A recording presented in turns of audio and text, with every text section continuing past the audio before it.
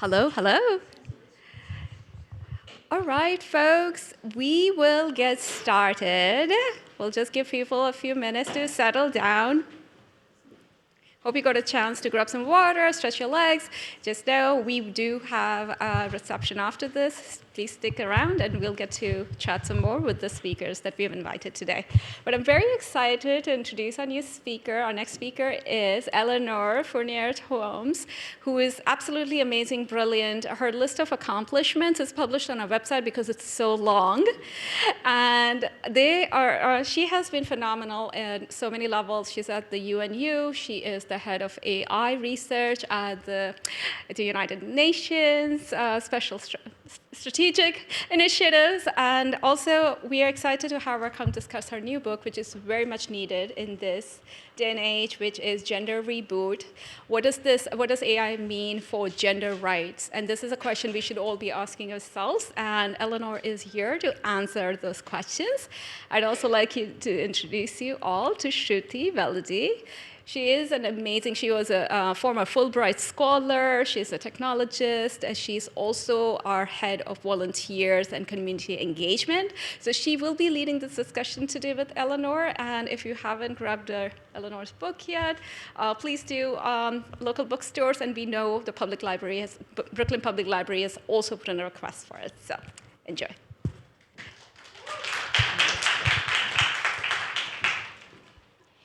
Thank you, Mia. Oh, is yours working? Is it on now? Yeah. I think it's on. Amazing. Hi, Eleonore. Thank you. Hello.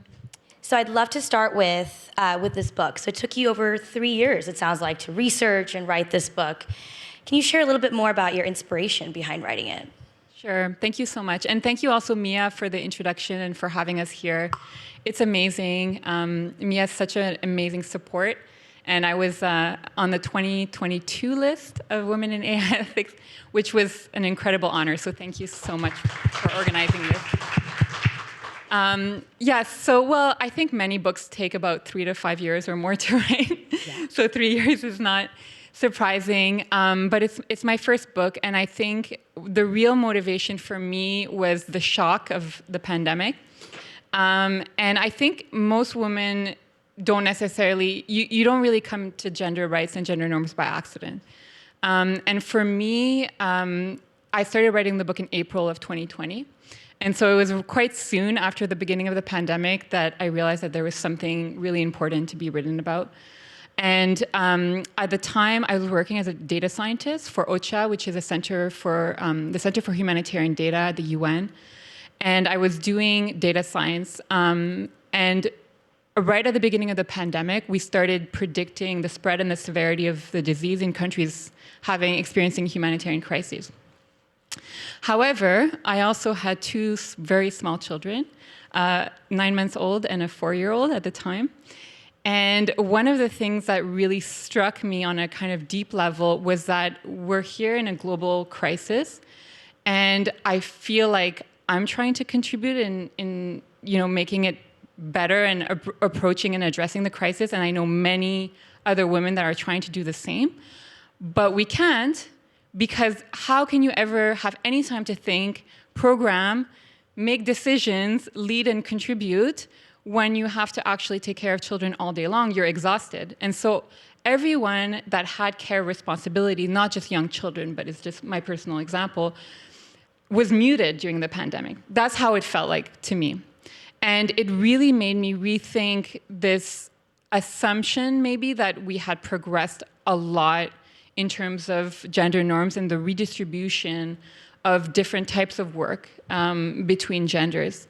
And that's when I started doing research, and it started from my personal experience, and then speaking and interviewing kind of a broader and broader circle of people, not only in my community in Canada, but also in the United States and in Mexico, which were the countries I focused on, and realizing that this experience, that in a time of crisis, it was really still the women that were the first line of response for the crisis in so many different domains, whether it's in education or in hospitals and so on, and that we, how can we contribute to really making a difference and leading the world out of this crisis when we were muted. And so that's how I started writing the book.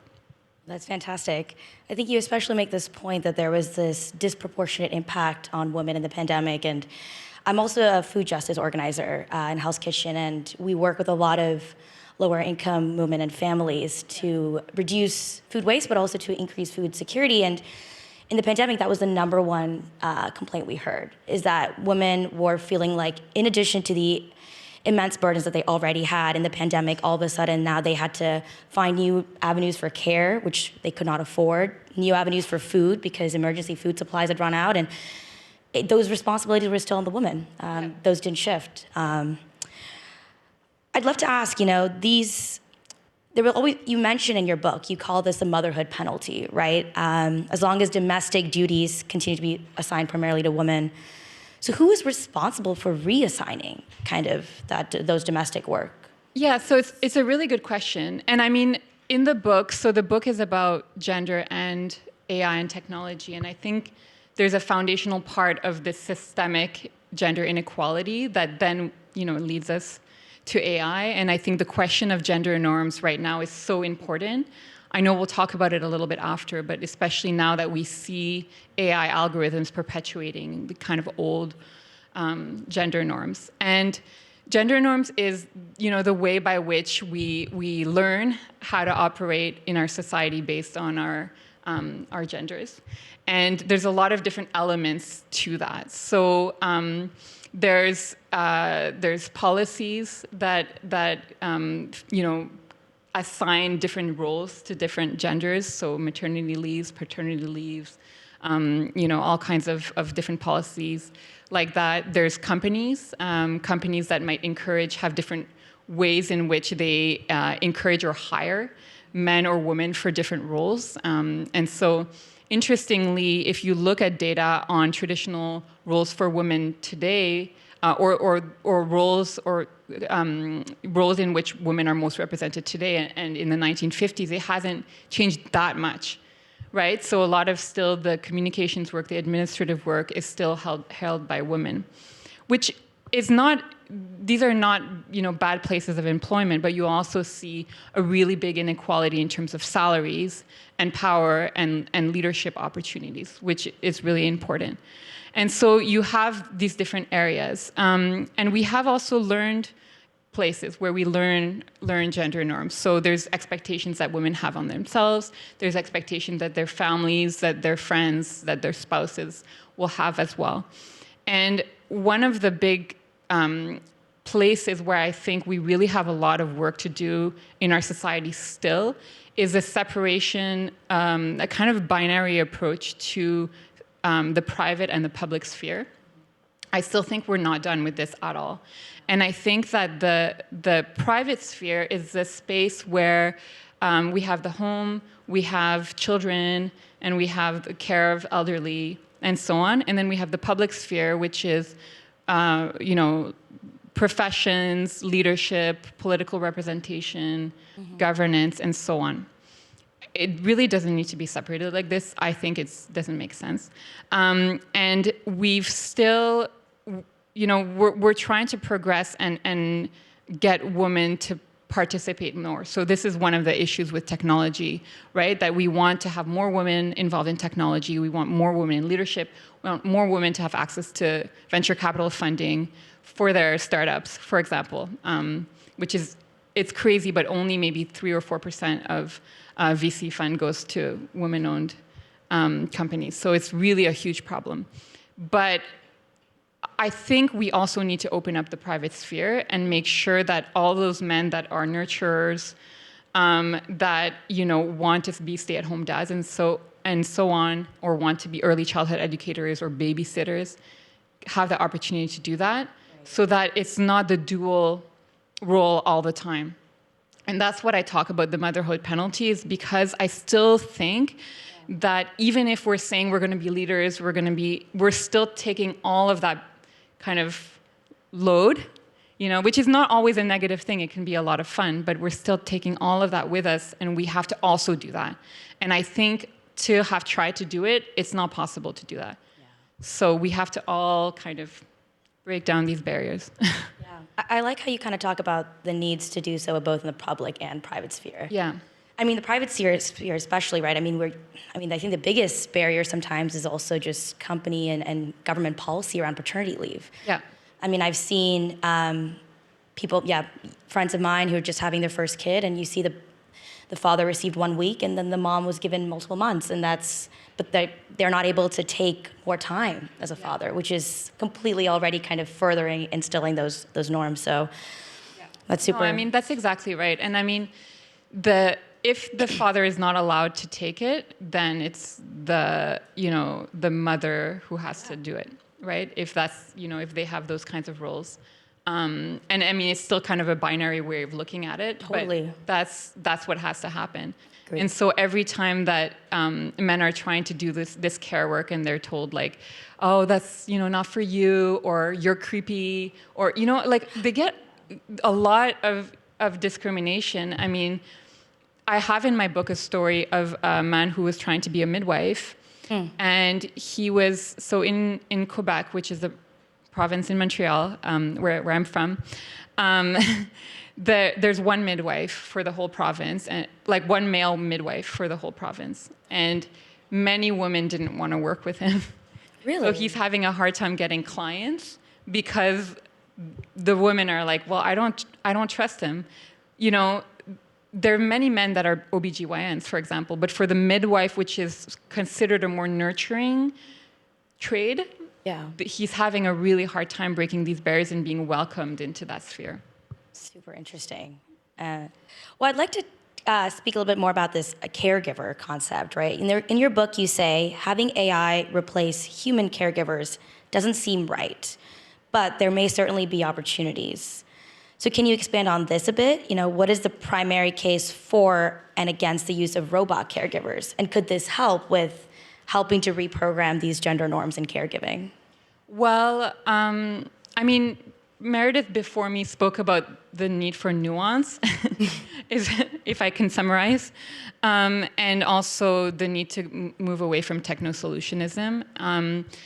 I think that replacing care with robots is something that is crazy, and everybody kind of agrees that it's against, what human beings are about, because a really big foundational part of care is providing love to one another, and that's not something that robots can do.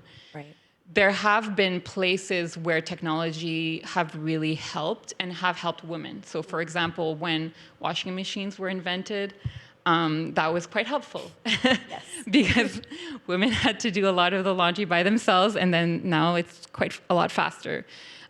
So there may be certain places where there can be a distribution of labor a little bit. I don't think that we want to say, women are going to go to work, and then if nobody is there to take care of their children, a robot will take care of their children. I really think that most people in our society do agree that this is not the way that we want to use AI. But we are at a place where we have to decide where we want to use AI and where we don't want to use AI. So I would also say that it's a little bit of a cop-out to say, well, if women are not available for care work all the time, let's have a robot do it, instead of expanding gender roles and having more people participate, having more inclusive workplaces.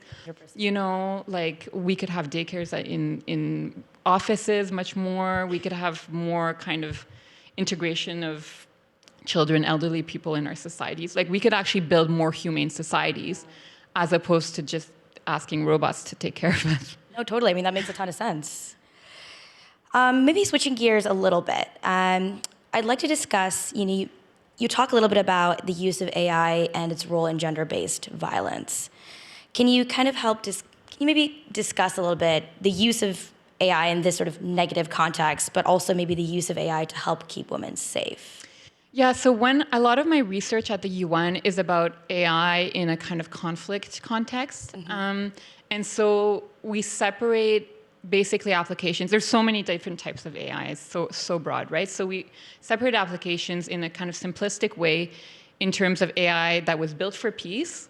So maybe trying to predict conflict in order to be able to intervene, or maybe be able to build deliberative spaces so that different people can negotiate and come to an agreement potentially.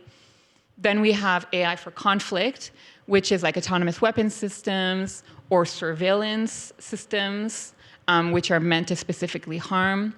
And then there's a huge kind of area of AI which was built with no notion or understanding of peace and conflict and security, which is neutral AI, which is most of what we use on a day-to-day basis. So, social media, recommendation systems, generative AI, and so on.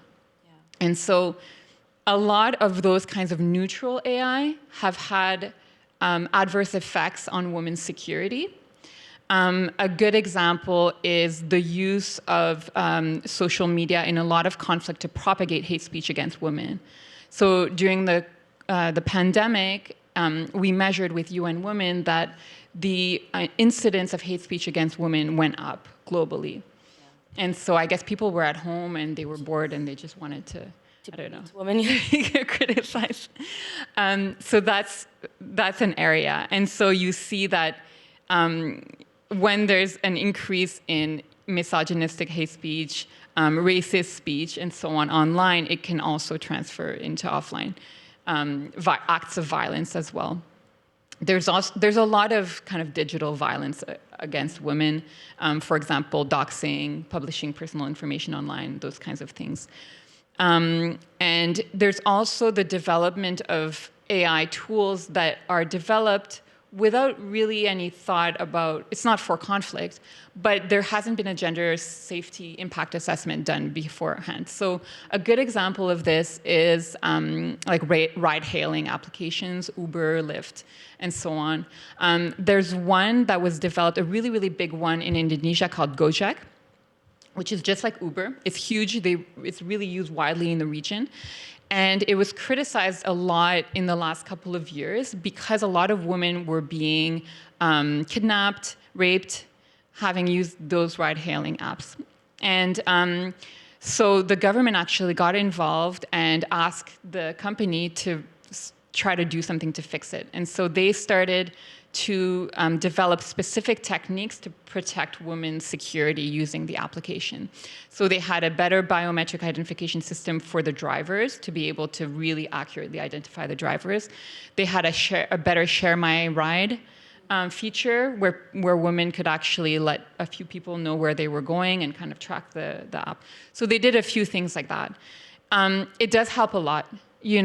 And so I think that if we're more intentional in thinking about gender rights, in thinking about the security of women when we build applications, it can make a really, really big difference instead of what we currently do, which is correct after the fact. Yeah, and that rarely works. Yeah. Yeah.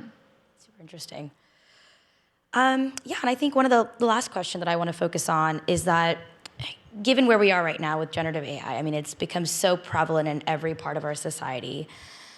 Do you see the current impact of generative AI to be having more of a negative impact or a positive impact on gender norms? Well, I think it's really up to us. One of the things that we've seen, and the reason why I've focused so much on AI as a systemic issue, and a lot of the book is actually just about gender norms in general and not just about AI. Yeah. Kind of giving context, is that everything is built in context. And so generative AI in particular is kind of uniquely perpetuating kind of old and stereotypical gender norms. So gender stereotypes are actually a violation of gender rights. In the Convention on Elimination of All Forms of Discrimination Against Women, which is the Convention for Women's Rights, which was signed by most UN member states in the 1970s, so it's been a long time. There's actually a whole paragraph which is Article 5, which is about stereotyping, and says we're going to, as a society, avoid stereotyping women in a way that makes them seem inferior, less capable, sexualized, etc. Yeah. So every time that you get something from ChatGPT or from Google Translate that's actually stereotypical, it's actually really a violation. It's not just because we don't like it and it makes us uncomfortable. It's actually a violation of women's rights because it's perpetuating these notions that women can't be leaders, can't be, powerful in society, and so on. So there's two kinds of stereotypes that get perpetuated at the moment in generative AI tools. There's the kind of exclusion or the distinction of the spheres. Okay. So men are never portrayed as caregivers and domestic workers and so on, and women are never portrayed as leaders, as technology developers, as philosophers. Those kinds of things. So that's one thing. And then the other kind of stereotype is the sexual stereotypes. So overly sexualizing women, creating images that are very, very, sexual and so on. And that has a big impact on the way in which people see women, which can then have an impact on the way they're treated at work and can have an impact on their safety. Because if we see women as sexual objects, then it can be more of a free-for-all. And so those are the ways in which we're seeing it with generative AI. And so I know that there's attention that has been put on it, but the way in which different groups are stereotyped, it's not just women, it's from a racial perspective, it's from a religious perspective. Different groups are stereotyped in such a blatant way with generative AI. And there's so many risks with that, but one of the risks is that if at the moment we don't know for sure if we're being exposed to AI-generated content or not online, all of our information is, through the internet. Yeah. It's nice that we're in person today, but most of the time we're watching videos and looking at things on the internet. So our whole view of gender norms and so on is skewed, and we actually have a really hard time evolving as a society because we're just kind of getting these remashed up old gender norms that we thought we had fought against in the last several decades, but we haven't really been able to get beyond it because the AI is kind of giving us this old stuff. Right. And that's really my fear. So that's, what I'm trying to do now in talking about it. Absolutely. Well, I know I said that was the last question, but I do have one more. So That's I fine. think many folks in the audience here, some have been working in AI, some are new to AI, So what would you say is the one thing that members in our audience can do to help with kind of at least pushing the needle a little closer towards achieving that parity in gender norms? Or what should we be thinking about in this age of generative AI? Well, there's so many different things. I think if you look at the technology itself, I really want to just simply promote gender impact assessments before we deploy technologies. I think, there's standards that are being developed to think about women and gender. And I think it's important as we think about should we certify high-risk technologies before they're deployed to the public, for example. I think thinking about gender impact, such as security, such as stereotyping and human rights, would be really, really important. So I think that would be one of the key things that I would think about. There's other elements too. So discrimination and stereotyping are two of the elements. There's also, what is done here in Women in AI Ethics, which is also representation and recognition. I think they're also quite important. Yeah. So I would also say that it's really important to not just make sure that women are in AI, because there are actually a lot of women in AI, but the recognition of the work and the contributions of women in AI are actually really, really important in this. Yeah, just to so that it also sheds light on the important work that is being done, and we don't keep getting this skewed vision that only like the grandfathers of AI have contributed to AI development, which is not the case actually. No, absolutely. I mean, I think personally, I can say that Women in AI Ethics, I was on the 100 Brilliant Women list last year, and that helped my career so much in a way that I think I wouldn't have been able to get recognition in the workplace and things like that. So that's absolutely huge. Mm-hmm. Well, thank you, Eleanor. This was fantastic. And thank you so much. And everyone, please make sure you check out our book, Gender Reboot. And I think we are moving on to the networking session. I will hand it back to Mia to wrap us up. Thanks, everyone.